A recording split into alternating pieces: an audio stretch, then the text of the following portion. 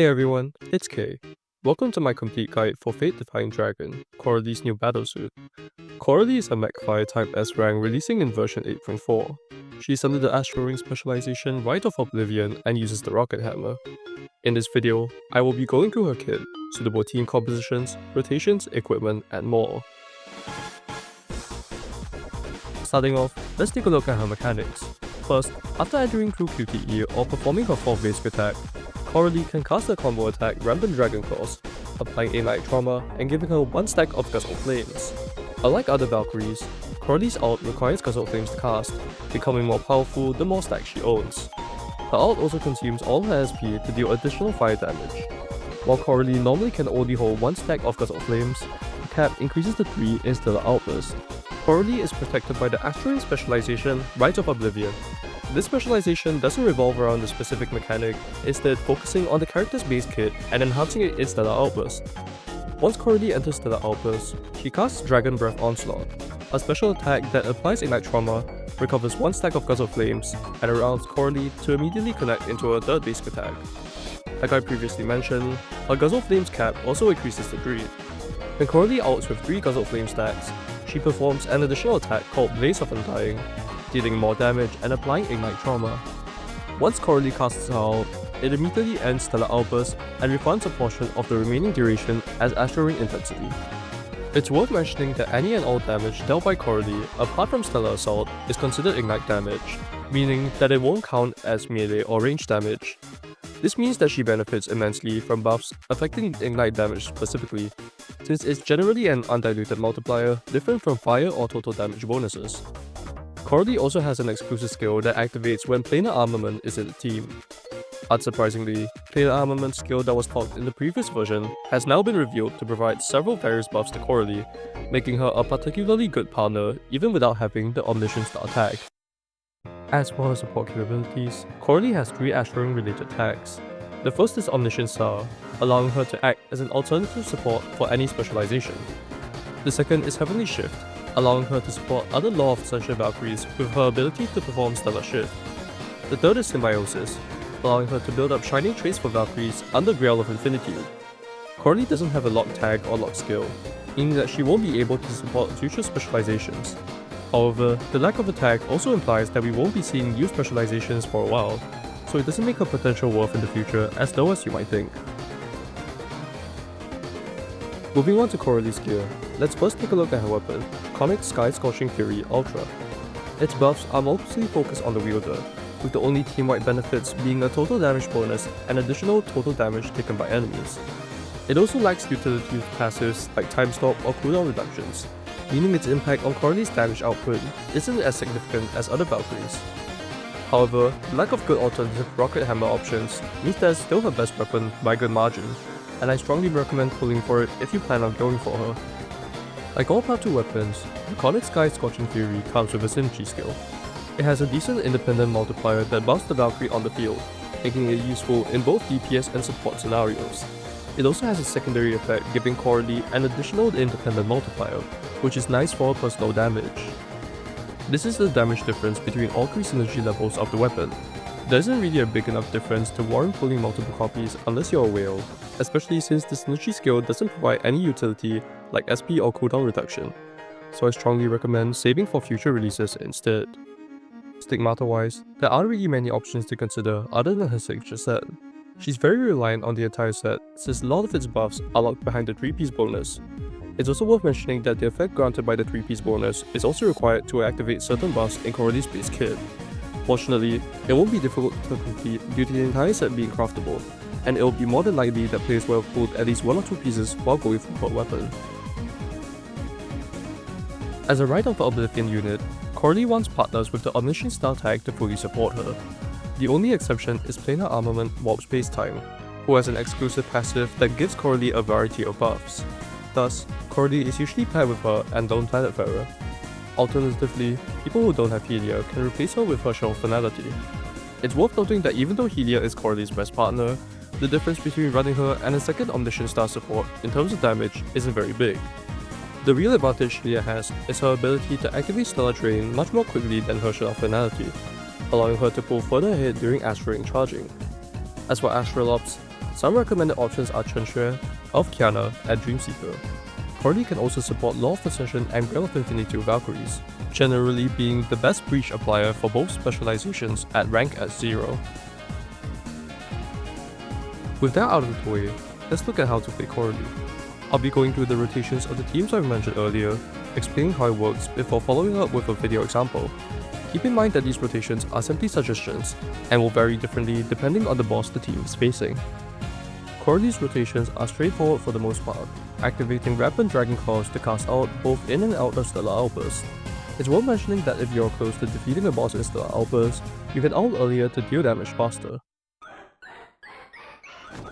这便是独行新坚持，障碍消除，先追于此，任你安眠，一切尽在掌中。全知的羽翼将撕裂天阙。后背，交给我吧。来喽！准备吧，看我的恶龙启动，魔击不朽。这次你有什么新花样？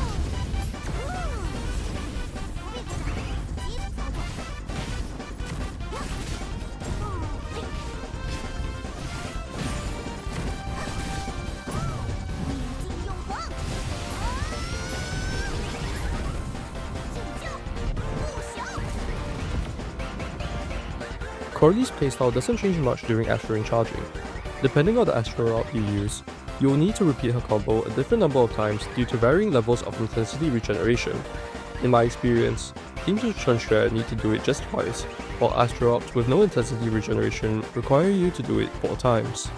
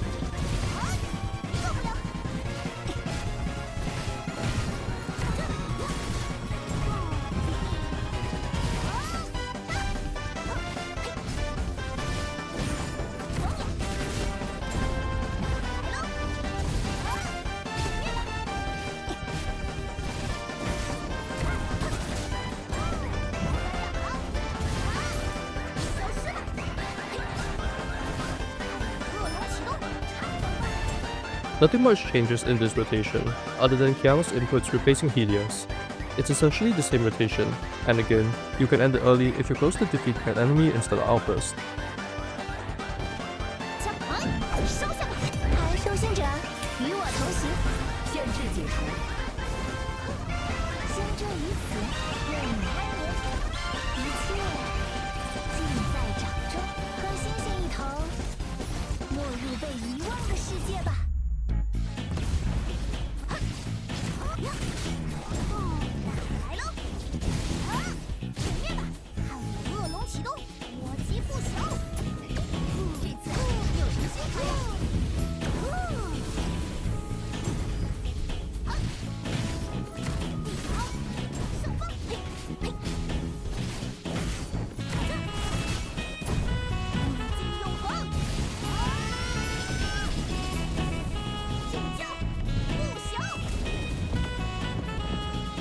While Kiana's Stellar Drain takes significantly longer to activate than Helios, it's not long enough to enable Coralie to cut out a combo in her rotation, so she'll still need to do it 2 to 4 times.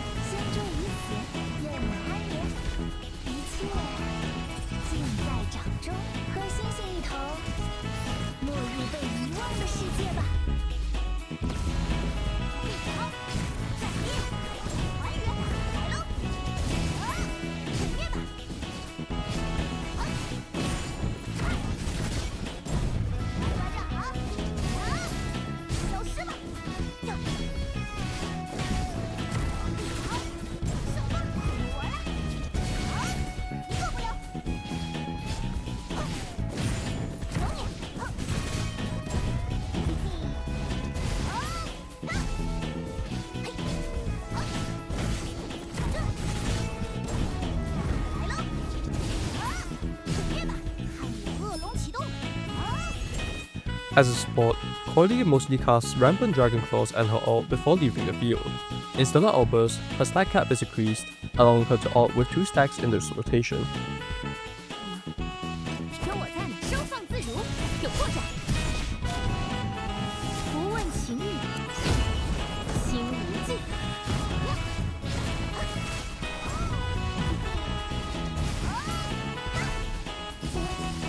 开始。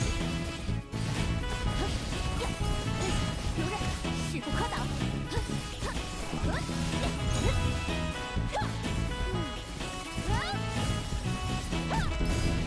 并肩作战吧！全面的大办法，别想着，左上右下，哼，防得住吗？剑发，必中！相衔一击，剑指万里。不问情欲，心无忌。斩裂，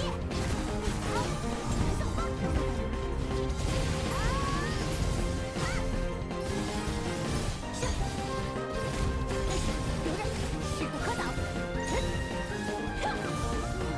连刃，破，无惧一血，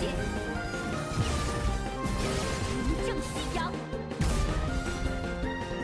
Similar to the Grail of Infinity rotation, Coralie spends very little time on field, allowing her to replace Vita as the breach applier in this specialization. Vita is only able to take back the spot if her rank is SS or higher.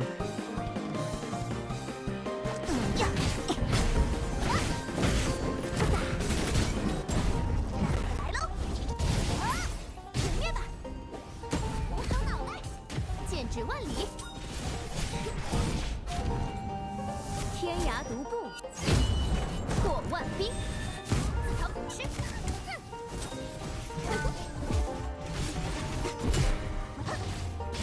叫来了，全打了。攻其不备，一招制胜。看剑，有破绽，一心欲正。这里是我们的主场。日升天，万事大吉。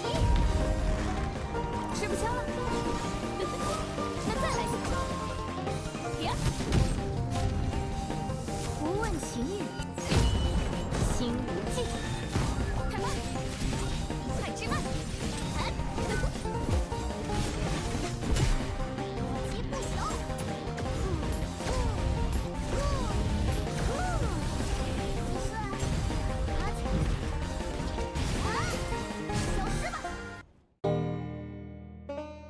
From my testing, Coralie is a strong unit, excelling against mech peak bosses in tight counter and fire abyss weathers. Her strength as a breach applier also makes her a valuable support for Grail of Infinitude and Law of Ascension teams. Both competitive and casual players will definitely benefit from pulling her, though her value may diminish if you lack suitable supports. With the lag of new patches being extended recently, there's now a lot more time to save for future releases, which makes pulling Coralie much more worthwhile. Of course, I don't think anyone should feel forced to pull for her, but if you do, she'll definitely be a useful addition to your roster. That's it for my Coralie guide. If you have any questions, feel free to leave them in the comments and I'll try my best to answer them. I hope you enjoyed the video, and as always, thanks for watching.